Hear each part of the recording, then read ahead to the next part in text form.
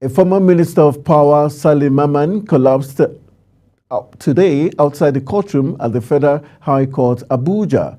Counsel to the former minister, Femi Ate, SAN, told Justice James Omotosho when he was called to take his plea that his client, whose plea was fixed for Thursday morning, collapsed outside the courtroom prior to his case being called. However, he made it into the courtroom. The ex-minister stepped into the dock with part of his clothes drenched. House of Representatives Committee on Women Affairs and Social Development and the Minister of Women Affairs, Uju Kennedy Ohaneye, were engaged in an open confrontation at the investigative hearing into the alleged diversion of 1.5 billion naira contract funds. Reports say the committee had summoned Kennedy Ohaneye to appear before it and explain the whereabouts of the money already released. However, a drama ensued when the committee asked the minister to give account of how monies meant for contractors paid by the Accountant General's office were expended. In her response, Kennedy Ohaneye said though 30% of the total sum meant for contractors was paid to her ministry, she cannot give account of how it was expended because the First Lady Oluremi Tinubu had advised her to mind her business. You're watching News Cycle coming to you live from the nation's capital, Abuja. We're on Star Times, Channel 276. Kindly follow us on all social media platforms using at Global TV NG and other handles now showing on your screen. When News Cycle returns, Rome Cathedral spare in fire as building evacuated. These and other stories coming right after this break. Do stay with us.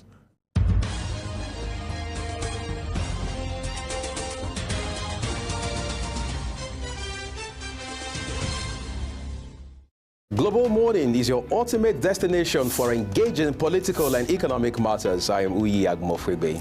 And don't forget to include social discussions. Tune in every weekdays from 7 a.m. to 10 a.m. I am Queen Agaba. For insightful breakfast ideas, business summaries, sports highlights, international and local news perspective, I am Anthony Momodu. Don't miss the in-depth analysis of current and political issues by the Global Morning team and experts. I am Jumai Manson. Catch Global Morning here on Global Television. Getting on the action. I am Edikan Michael. We are the Global Morning team.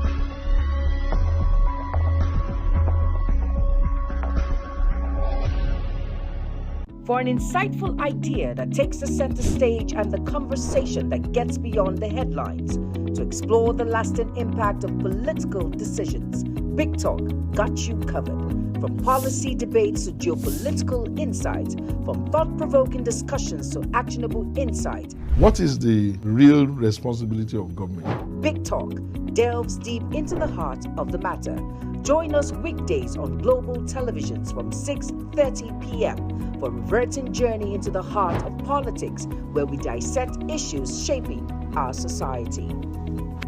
With every government and introduction of new policies, businesses of all kinds and sizes seize the opportunity to evolve and redefine themselves. Business Point on Global Television is where we follow the money and put the facts and figures right in front of you. Watch Business Point every Monday through Friday at 11 a.m. as Kikelamo Okeri tracks all the latest developments across critical sectors. Business Point. This is business.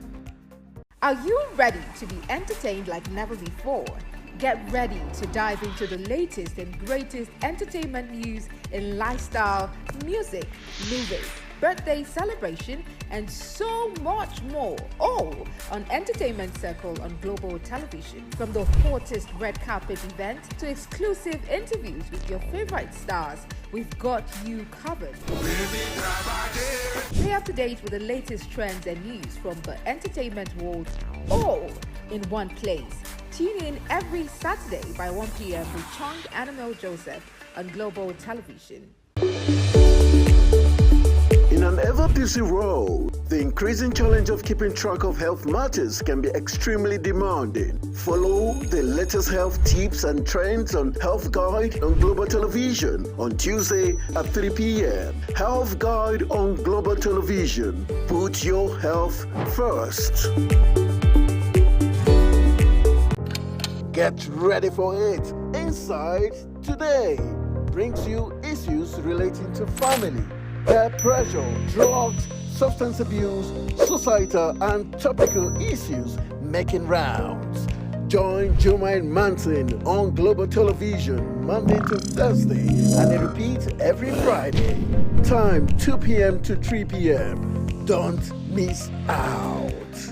Are you a food lover? Do you care about your health and nutrition? Are you interested in exploring the diverse culinary traditions from around the world?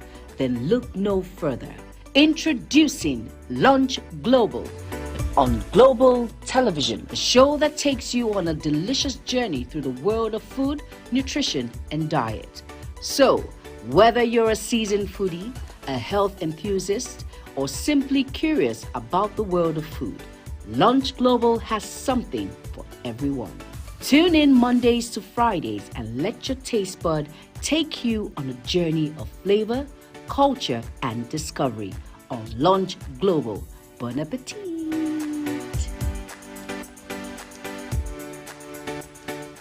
Time check. It's midday. Then it's Midday Discourse. Midday Discourse is a program that covers trending local and international news, current issues, and human-related topics. Join Samuel Odi weekdays 1 p.m. on Global Television. The discussion starts here. Get a shot in, squares it into the box. It's time for sports' biggest moments on Global Television.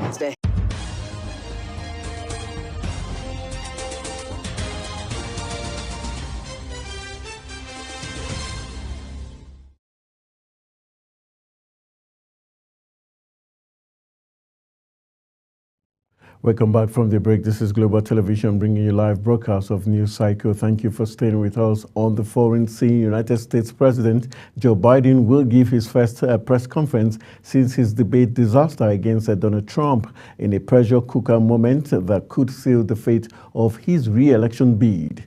The eyes of the world will be on the 81-year-old at a NATO summit as he tries to calm growing calls from his Democratic Party to step aside over his age and health.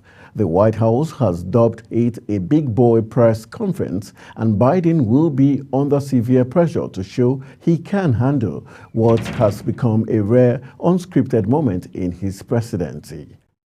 And going to Kenya, Kenyan President William Ruto has announced the dismissal of almost his entire cabinet and the consultations to form a broad-based government following the widespread anti-government protest. Ruto says his decision would apply to all ministers, including the Attorney General, but it's excluded Foreign Minister Musiala Mudavadi. The East African nation was left reeling after peaceful rallies last month to protest the planned steep tax increases fled into deadly violence, with police firing at crowds who stormed the Parliament of Kenya, leaving it partially ablaze. Led largely by young people, the protest plunged Ruto's administration into the most serious crisis of his presidency, forcing him to abandon the tax hikes and scramble to contain the danger and damage.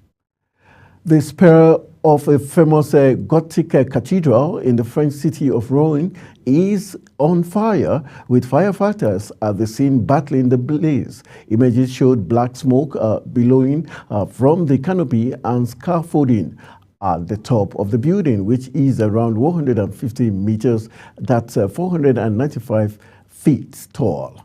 The fire's origin is unknown at this point. Mayor Nicholas Meyer said, adding that all public resources are mobilized in response. Long-range U.S. missiles are to be deployed periodically in Germany from 2026 for the first time since the Cold War. In the decision announced at the NATO's 75th anniversary summit, the Tomahawk Cruise SM-6 and hypersonic missiles have the significantly longer range than existing missiles, the US and Germany said in a joint statement. Such missiles would have been banned under a 1988 treaty between the US and former Soviet Union, but the part fell apart 5 years ago. The Israeli military has told all residents of Gaza City to evacuate south to the central Gaza Strip amid intensified operations in the north. Leaflets dropped by anti-craft instruct everyone in Gaza City to leave what is described as a dangerous combat zone via designated safe routes, marked as two roads that lead to shelters in Deir al-Balah and al-Zadawda. The UN said it is deeply concerned about evacuation orders being given. It is the second time since the war began that Gaza City as a whole has been asked to evacuate.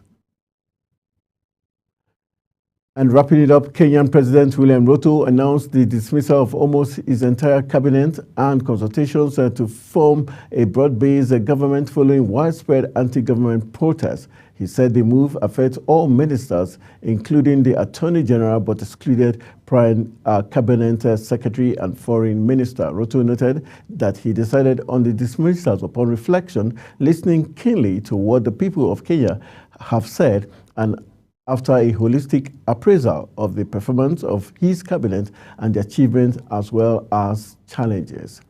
In business, the United States Agency for International Development and the Federal Ministry of Power have signed a memorandum of understanding to secure Nigeria's commitment to electricity sector reforms, market transparency, liquidity, and expanding access to affordable power. Both parties announced this in a statement issued in Abuja by the Power Ministry.